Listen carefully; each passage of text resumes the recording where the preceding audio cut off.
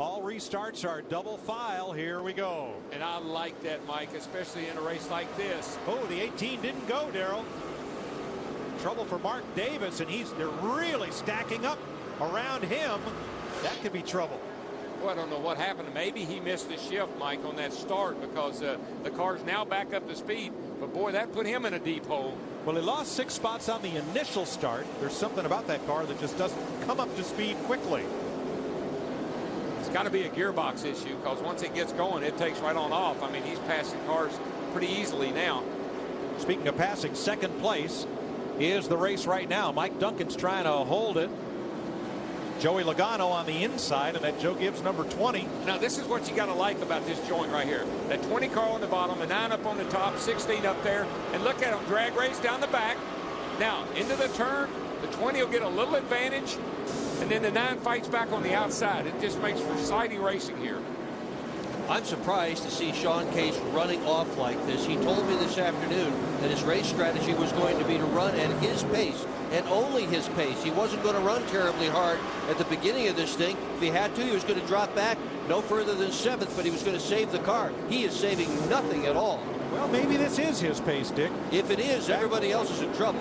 Back when Andy Santerre drove this car here, he handily won the first segment of one of these races. Yes, he did, but the difference in that car tonight and when Andy drove it, Andy drove it on the bottom. He was hooked up under the white line that whole night, and I actually think it cost him winning the race. You're right. Second is the contest. Eichler loose, and he almost gets up into Duncan. Boy, that was close.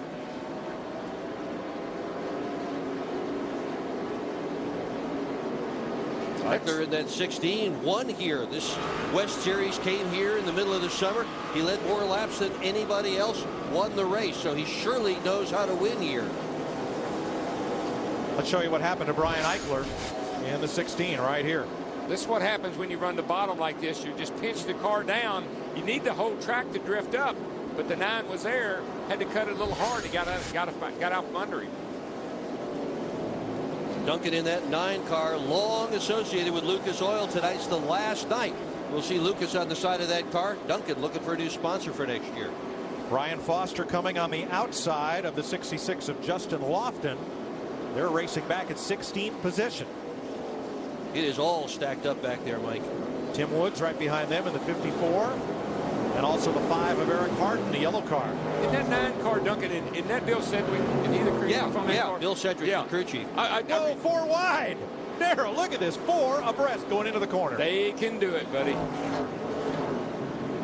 David Mayhew in the 21. Looked like a potential winner last night in the race. Blew up, heading for the front. Here's Ralph. Mike, we weren't the only ones surprised about the pace that Sean Case is running at the front here. Even Andy Santerre, his crew chief, when I talked to him moments ago, said, well, that's a little faster than I'd like to see him run right now. I decided to let him set the pace, but that's even faster than I'm comfortable with. Sandy just got on the radio moments ago and told him, look, you got a huge lead. You can back that off a little bit and save the car. The only problem with the car right now is it's a little tight in the center of the corner. So don't be surprised if the 9 starts reeling him in Case is easing up on the throttle. That's my kind of driver. Slow him down. You don't have to speed him up. That's the kind of guy you want. But if he's tight now and they're going to adjust that thing, oh, baby. You remember when you were 21 on how hard you were to slow down? Yeah. I remember calling Buddy Parrott and saying, leave me alone. I know what I'm doing. I think Sean Case does too for right now. But he's got a lead of half a straightaway here, and that is one of the biggest early leads we've ever seen in the 5 years of this race. Yeah, it certainly is a big surprise. Duncan, the veteran, age 45, running in 2nd spot. Let's go back to 10th place, where Eric, caution, turn 4. They're all big stacked pile up. And that would be not a big one, but a pretty big one. A pretty big one anyway. Yeah, Ryan Philpott's in it. 09, the Canadian Andrew Ranger, the nose of his car is all pushed in. Got the 12 going down through here. He's pretty well wiped out. 37, Michelle Theriot, she's in it. Oh, heck, Michelle's in it. Yeah. Driving Jeff Spraker's car. Yeah, Spraker's car. I talked to them before the race, and Michelle was pretty confident. Said the car was decent. So we just had the pretty big one. Is this what happens when you and I get 4 months off? Yeah. Get Larry on line 2. And Jim Englebright's in the pits. His car has been up. Oh, man, that 12 is damaged big time. If Larry was here, we at least would know how many times they've raced that car. Yeah. Oh. Whether it's a Laughlin or a Hopkins. That's right. Well, Antonio Perez got the last spot, and he just got up and over and into. My goodness. That was bigger than I thought. That was the big one, Darrell. Sure was. I have at least 7 cars involved. Let's ride along with Moses Smith. Whoa! Perez got way up there. You know, one thing about that high line up there and the way the track is banked, you see how those cars all just locked it up and spun out? Yeah. I mean, the backs just came right around. They must have a lot of rear brake jacked in these cars. Well, the other problem with that high line, Darrell, is you've only got one way you can go, and that's down. If you're on the bottom, you can go up or down to avoid the crash. So that might be a good strategy now.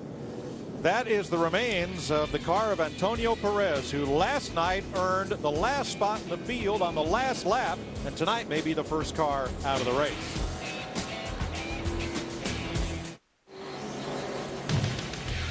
They had 2 big ones in the truck race at Martinsville today before Mike Skinner finally got to the checkered flag first, so you won't want to miss next Saturday when the NASCAR Craftsman Truck Series takes on Atlanta, live 12:30 p.m. Eastern and only on Speed.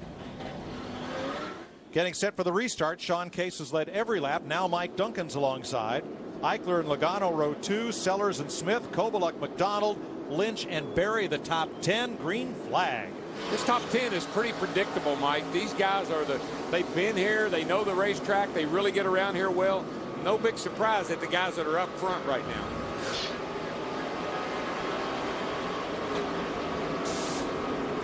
Riding with third place Brian Eichler.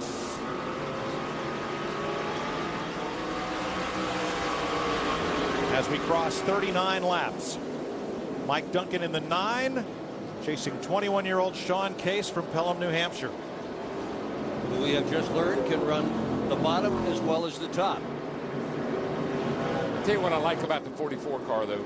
He just is able to accelerate up off the corner, nice and straight, and you can tell he's putting down a lot of power. Gets that little advantage every time he comes off the corner.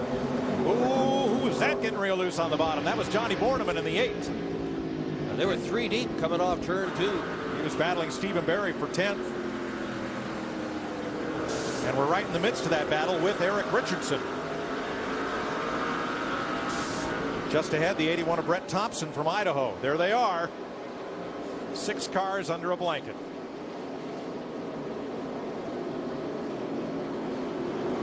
This battle's for 10th place. It's just really tempting to go to the bottom because it's open for one thing, but man, there's just not any. Oh, around goes Berry. Oh, it's still going on. They're still running into each other. Boy, I'll tell you one thing. Oh, Dave Matthews in that 21 car, he did an incredible job getting through there. Darrell, what I don't understand is that aftermath of the caution flag. There's caution lights all around the track. There's spotters with radios up on the roof. You cannot improve your position because scoring reverts to the last completed lap at the start-finish line. And yet, everybody's going through there with their foot flat on the gas. Well, Mike, I would like to tell you that all those things that you just said are true. But as a driver, it just doesn't happen that way. I know. It just things happen, and you just can't respond. We can't react quite that quickly. But gosh, it makes perfectly good sense. Justin Lofton was in that thing. Lofton was in that thing as well. Yeah. Tim Woods, one of the local favorites here. Oh man, Lofton's car is really torn up. Yeah, he took the hood just popped up in front of him. No, I'm with you, Darrell. And plus, it's the natural inclination when trouble starts. Get out of there. Yeah, well, as fast as you can. You just, on a track like this, you're in the gas. All of a sudden, lights are flashing, and you say there's a wreck, and you just can't get off the gas and on the brake quite quick enough. Oh, man, the 3 car. That's a little buddy of mine. I was talking to him before the race started down here. He's Stephen Berry. He's sponsored by Liberty University, where he goes to school. And his schoolmates helped him put this car together. I was hoping he'd have a good night. He just took up an awful lot of racetrack when he got sideways and gave everybody a pretty big target. Well, as you can see, Doc, like I said, you just can't have a single car accident here. He's down on the bottom, and he gets loose, gets up into the 81 car there of Brett Thompson, and when he does, you see the 3 down underneath him here. You see a little smoke, and here we go. Thompson got away unscathed. Actually, he did. Yeah. Tim was going out on the hook.